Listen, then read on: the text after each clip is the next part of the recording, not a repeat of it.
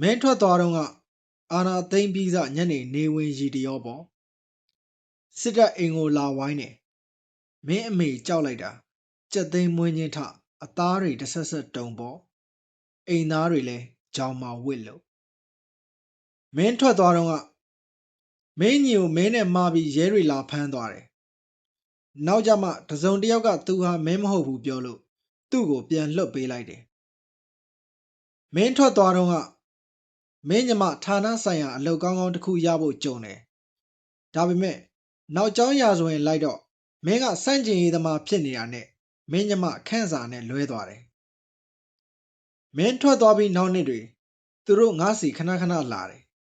မင်းအကြောင်းလာစုံစမ်းတယ်မင်းသတင်းတွေလာမေးတယ်